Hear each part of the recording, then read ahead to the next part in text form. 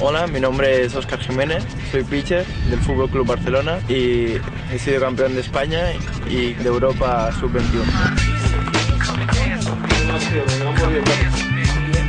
Pues llevo ya casi 13-14 años jugando y empecé de pequeño y a partir de mi hermano mayor, que empezó a jugar, pues me inicié con él a jugar y me atrajo mucho este deporte. Y a raíz de empezar con el béisbol, pues, y al empezar a tener resultados a base de entrenamiento y tal, pues uno cada vez se aficiona más y le gusta. Cuando eres pequeño no eres muy consciente, pero con el tiempo, pues el hecho de coger un bate, batear, lanzar la pelota, lo pasas bien, disfrutas haciéndolo. Y el ambiente que hay en el béisbol, sobre todo aquí en España, que no es muy grande, pues es más familiar.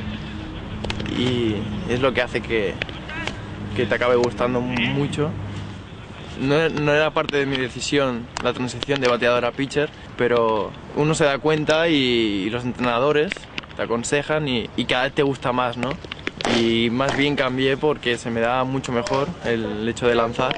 Y es verdad un poco la soledad del pitcher porque es un trabajo totalmente distinto al resto. Y a la hora de los partidos estás ahí solo y eres tú un poco el que dominas el partido. Y es muy importante la posición de pitcher. El pitcher, el tema de defensa es imprescindible y el hecho de que te estén mirando todo el mundo solo a ti, pues es algo especial, ¿no? Y ser un poco el protagonista del partido. Pues el lanzamiento perfecto, el más espectacular, para mí personalmente y yo creo que para todos los lanzadores, es la recta, ¿no? La recta es potencia, velocidad y es el lanzamiento que quizá más domine al bateador.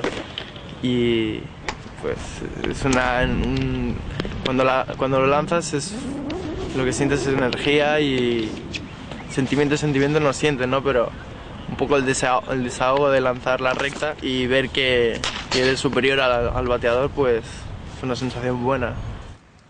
La comunicación entre el pitcher y el catcher, o el vínculo, digamos, hay un previo al partido, ¿no? Que se habla mutuamente durante el calentamiento y se habla del contrario, de cada jugador, un poco la estrategia que vas a utilizar durante el juego.